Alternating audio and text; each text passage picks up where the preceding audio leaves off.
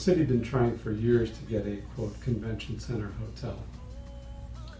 And no private developer was willing to do it. So they decided that the only way it was going to happen is that they would buy the site, basically throw it into the deal. And so there was no land cost associated with the hotel. It was the first major hotel built in Miami Beach in 30 years. And it was Loews Corporation first major hotel in 30 years. So it was a learning experience for both the city and the hotel chain. No, it's a type of project that is, anybody would kill to work on.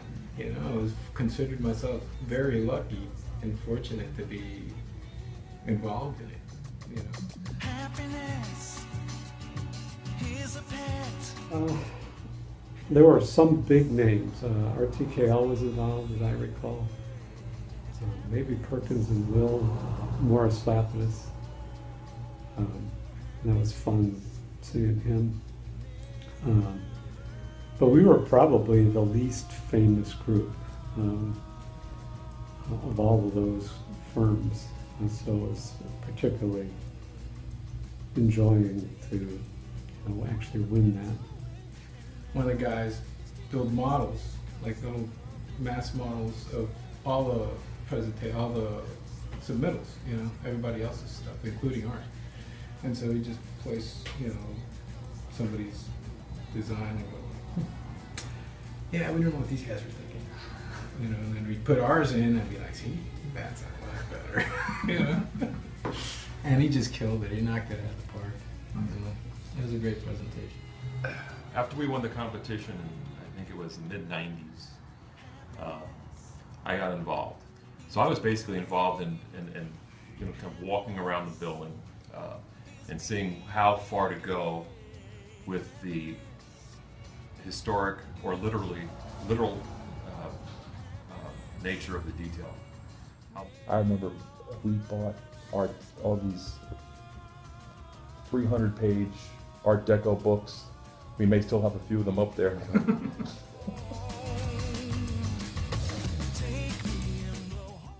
The St. Moritz was a complete gut. We took it down to just concrete and rebuilt it. And then, of course, we had to work very closely with the city and their preservation staff, which was fine. It was a wonderful old hotel.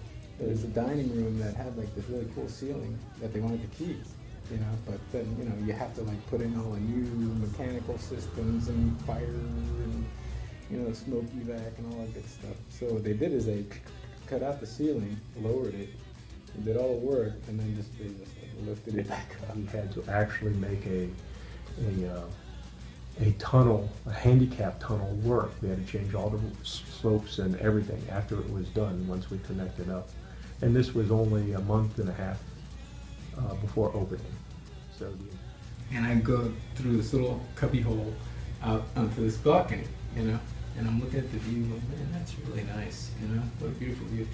And Emil sticks his head out the little hole and he goes, hey, that slab's like 70 years old, and all the rebar that's in there is orange sand at this point. I'm like, get out of the way.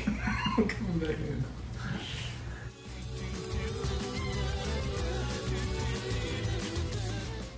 Probably my very favorite part in that whole building is actually not in the building, it's between the buildings.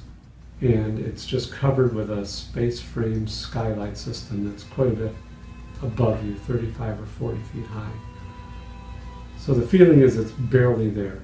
But that elevation allowed us to create this grand procession. It's not even a stairway because the steps are like 15 feet apart, where you just gradually descend down to the pool deck and the beach beyond. And we lined it with a set of date palms on both sides and fountains that ran between them. And to me, it's just a magnificent space. It's the perfect resort experience. You've never been, if you're like from Kansas or something, and you take that walk, that's got to be impressive. Whoa, We're not in Kansas anymore. but, we had some wonderful leaf patterns in the monumental stairs that was done by an artist in Georgia. I was constantly explaining to the artist that you got to bend the leaves in, stop little kids from catching their fingers and women from catching their gowns on the. But it turned out wonderful. I think that the Cool. I think Tap Bradshaw did a nice job of bringing that Art Deco style down to the hardscape and then out to the ocean. You know, classic Deco, axial relationships, very curvilinear planters. You know, a lot of movement, which takes you from the arrival plaza with a lot of with some great scaled canary date palms, and then pulls you right through and down to the beach. They did a very good job with that.